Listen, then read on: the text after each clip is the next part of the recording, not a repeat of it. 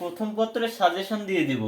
এই সাজেশন অনুযায়ী যদি তুমি পড়তে পারো তাহলে তোমাদের 8টা সৃজনশীল আসবে। এই সৃজনশীলগুলো কিন্তু এই গদ্য যেগুলা দিছি এবং পদ্য যেগুলা দিছি এইগুলোর ভিতর থেকে আসবে, এবং কিভাবে লিখবা সেই বিষয় নিয়ে আলোচনা করব। আর মান বন্টনটা একটু জানিয়ে দিব যে কোনটা থেকে কত লিখলে কত নাম্বার দিবে। এখন গদ্য থেকে লিখলে ভালো হবে নাকি পদ্য থেকে লিখলে ভালো হবে সেই বিষয়ে কথা বলবো। দেখো, গদ্য তোমাদের আছে কয়টা? গদ্য তোমাদের আছে, দেখবে যে 8 থেকে 9টা গদ্য আছে, কিন্তু ওই গদ্যগুলো সবগুলোই কিন্তু তোমার সৃজনশীলের জন্য ইম্পর্টেন্ট না। সৃজনশীলের জন্য ইম্পর্টেন্ট প্রত্যুপকার, শুভা, বই পড়া, মানুষ মোহাম্মদ সাল্লাল্লাহু আলাইহি ওয়াসাল্লাম, এরপর শিক্ষা ও মনুষ্যত্ব। এবং পদ্য থেকে প্রশ্ন আসবে কয়টা?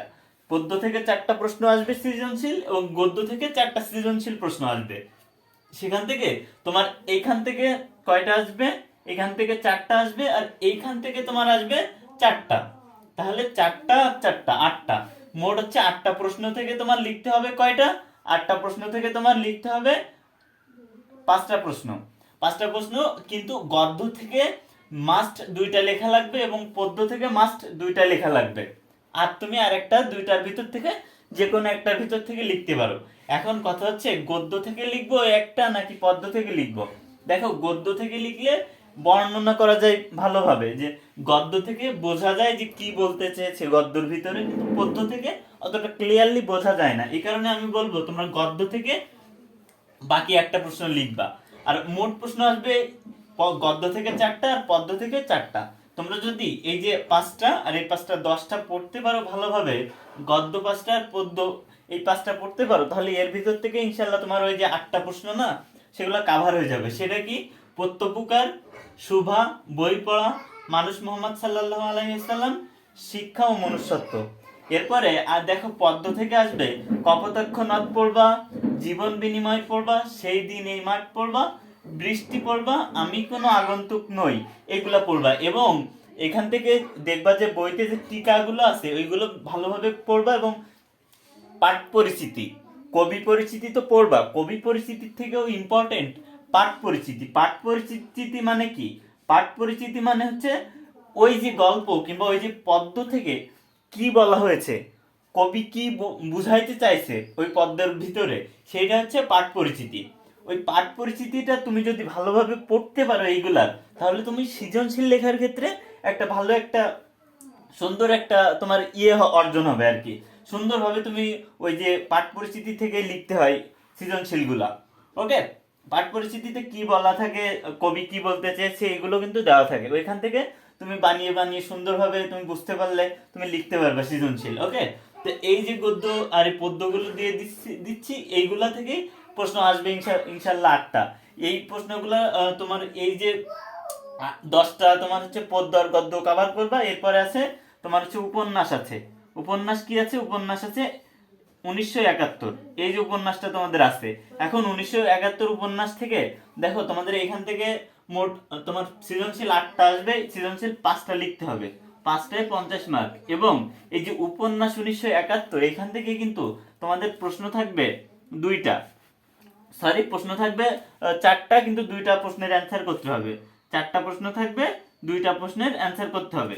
ওকে, তাহলে এই যে 2টা প্রশ্নের অ্যান্সার করতে হবে, এই এক একটা প্রশ্নের মান কিন্তু আবার 10। তাহলে একটা প্রশ্নের মান যদি 10 হয় আর একটা প্রশ্নের মান 10 হইলে মোট হচ্ছে 2টা প্রশ্নের মান 20। তার মানে উপন্যাস থেকে তোমার 20 মার্ক আসবে, এবং তোমার এখান থেকে সৃজনশীল 50 মার্ক, এবং টিকা যেগুলা টিক বলে এই যে এমসিকিউ 30টা। এই হচ্ছে 100 মার্কের, মোট হচ্ছে 100 মার্কের তোমার পরীক্ষা দিতে হবে। এখন কথা হচ্ছে এই যে উপন্যাস থেকে যে আবার 2টা করে প্রশ্ন আসবে, এগুলা কিন্তু সৃজনশীল না। এগুলা হচ্ছে তোমার কেমন ভাবে আসবে দেখো, ধরো 4টা প্রশ্ন আসলো, এক দাগ তুমি লিখবা, তাহলে দেওয়া থাকবে একের ক এবং খ। কিন্তু এইগুলো কিন্তু সৃজনশীল না, এগুলো হচ্ছে বর্ণনামূলক। বলে দিবে যে ক নম্বরের যা হোক প্রশ্ন আসবে একরকম, আর খ নম্বরে আসবে একরকম। এবং এই ক নম্বরের জন্য তোমার এখানে বরাদ্দ থাকবে 3 মার্ক, এবং এই খ নম্বরের জন্য তোমার বরাদ্দ থাকবে 7 মার্ক। অর্থাৎ এখানে কিন্তু বর্ণনামূলক প্রশ্ন আসবে। সৃজনশীল ক খ গ ঘ যেমন আসে না, ওইভাবে প্রশ্ন আসবে না। এই 2টা প্রশ্ন এইভাবে আসবে, এই উপন্যাস থেকে এই প্রশ্নগুলো এইভাবে আসবে, যে প্রথম ক নম্বরের জন্য 3 মার্ক এবং খ নম্বরের জন্য 7 মার্ক। সেখানে তুমি কি করবা, এই যে ক নম্বরের জন্য তুমি 1 পেজ লিখতে পারো, কিংবা 1 পেজের একটু কম, ধরো তোমার পেজটা এই, তোমার পেজেই তুমি যখন তুমি লিখবা এই উপন্যাস থেকে এই যে তোমার বর্ণনামূলক প্রশ্নগুলো লিখবা, তখন হচ্ছে ক নম্বরটা লিখবা 1 পেজের একটু কম, তার মানে এতটুকুর ভিতরে লিখবা। ওকে। আর যখন খ নম্বর লিখবা 7 মার্ক, ওইখানে গিয়ে তুমি লিখবা কতগুলো জানো, তুমি ক নম্বরে এক পেজের ভিতরে লিখবা, এবং খ নম্বরে 7 মার্ক, যেহেতু 7 মার্ক তুমি লিখবা মিনিমাম 3 পেজ। ওকে, মিনিমাম 3 পেজ লিখলে কিন্তু সেখানে নাম্বার পাবা। তবে মিনিমাম 3 পেজ লেখার ক্ষেত্রেও একটা জিনিস খেয়াল করতে হবে, তোমার যদি মূল বিষয়গুলো তুমি ওর ভিতরে আলোচনা না করো, অপ্রাসঙ্গিক কিছু যদি নিয়ে চলে আসো লেখার ভিতরে, তাহলে কিন্তু তারা নাম্বার দিবে না। তো এইখানে যে 7 মার্কের জন্য তুমি 3 পেজ লিখতেছো, এই 3 পেজ তোমার হচ্ছে 3 পেজ কেমন ভাবে লিখবা জানো, প্রাসঙ্গিক কথা দিবা, এবং একটা পেজের ভিতরে যখন লিখবা তখন একটু ফাঁকা ফাঁকা করে লিখবা, আর তোমার লেখা যেন একটু পরিষ্কার হয়। পরিষ্কার হইলে টিচাররা তোমার খাতা দেখতেও সুন্দর লাগবে, টিচাররা তোমাদের নাম্বারটাও দিতে, যে এই স্টুডেন্টটা সুন্দর করে লিখছে, পরিষ্কার করে লিখছে, এর নাম্বারটা দেওয়া যায়। এই জন্য কিন্তু তারা নাম্বারও ভালো দিবে। সুতরাং তোমার পরীক্ষার পেজে পরিষ্কার করে লিখতে হবে, এবং এই যে গদ্য দিয়ে দিলাম, পদ্য দিয়ে দিলাম, এই যে গদ্য আর পদ্যগুলোর ভিতরে যদি তুমি কাভার করতে পারো এইগুলা, এর ভিতর থেকে ইনশাল্লাহ তুমি 8টা সৃজনশীল কমন আসবে তোমার। এবং এই যে উপন্যাস থেকে 1971 এটা পড়লে তোমার এই যে ক আর খ এরকম সিস্টেমে আসবে বর্ণনামূলক প্রশ্ন। ওই উপন্যাসটা শেষ করতে পারলে তোমার একটা আলটিমেট একটা ভালো একটা সৃজনশীলের উপরে এবং বর্ণনামূলক প্রশ্নের উপরে ভালো একটা প্রিপারেশন, তোমার প্রস্তুতি তুমি নিতে পারবে। এখন আসি এই যে এমসিকিউ 30টা, এই যে এমসিকিউ গুলো কি করব, দেখো এমসিকিউ গুলো পড়তে হলে কিন্তু একটা গদ্য একটা পদ্য একটাও বাদ দেওয়া যাবে না, সবগুলো পড়তে হবে। কারণ এমসিকিউ কিন্তু এরকম সৃজনশীলের মতো এরকম এইভাবে আমি করে দিতে পারবো না যে এটা থেকে আসবে এটা থেকে আসবে না, কারণ এখান থেকে প্রত্যেকটা তোমার গদ্য গদ্য থেকে প্রশ্ন হওয়ার সম্ভাবনা থাকে, প্রত্যেকটা পদ্য থেকে একটা করে প্রশ্ন হওয়ার সম্ভাবনা থাকে, এবং হয়ে থাকে আর কি।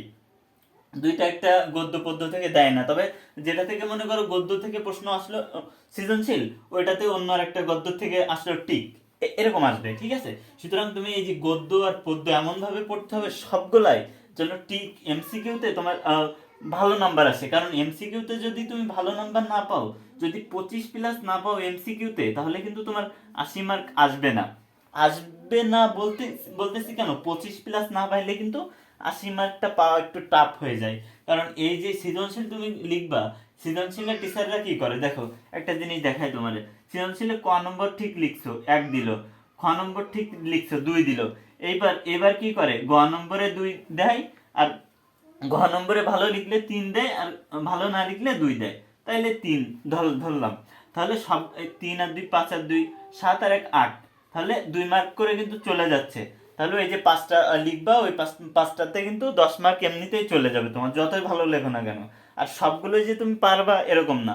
সুতরাং ওইখান থেকে এটা ভালো একটা অ্যামাউন্ট 15-20 নাম্বার মতো এখান থেকেই চলে যায়। আর এইখান থেকে যদি তোমার ধরো এখান থেকে 15 মার্ক চলে গেল, আর এইখানে তোমার এই যে 25টা টিক, তাই না, 30টা টিকের ভিতর যদি 25টা না খাটাইতে পারো, আবার এই উপন্যাসের এই 2টা প্রশ্ন আছে 20 নাম্বার, এর থেকে মনে করো তুমি 15 কিংবা 17 পাইলে, তাহলে এইখান থেকেও 3 যাচ্ছে, এখান থেকেও 10-15 যাচ্ছে, এখান থেকেও যদি তুমি 25টা টিক না খাটাইতে পারো, এখান থেকেও কিন্তু তোমার নাম্বার অনেকটা চলে যাবে। গেলে তখন কিন্তু তোমার 80 মার্ক আসার পসিবিলিটি অনেক কমে যাবে। সুতরাং তুমি কি করবা, গদ্য পদ্য সৃজনশীলের জন্য এগুলো পড়বা, এবং এমসিকিউর জন্য সবগুলোই তোমার পড়তে হবে, গদ্য থেকেও পড়তে হবে, পদ্য থেকেও পড়তে হবে। তো এই যে টাইপে আসবে সৃজনশীলগুলা, এখান থেকে পড়বা, এই গদ্য থেকে এইগুলা, পদ্য থেকে এইগুলা পড়ার পরে একটা ভালো একটা প্রিপারেশন নিয়ে তোমরা পরীক্ষাতে চলে যাবে। ঠিক আছে, তবে যেহেতু তোমাদের এখনো টাইম আছে 3-4 মাস মতো, 3 মাস মতো টাইম দিবে তোমাদের, অবশ্যই তোমরা এই 3 মাসের ভিতরে ভালোভাবে পড়াশোনা করার ট্রাই করো। কারণ এসএসসি লেভেলে 3 মাস, লাস্ট 3 মাস পড়লে একটা ভালো একটা রেজাল্ট চলে আসে।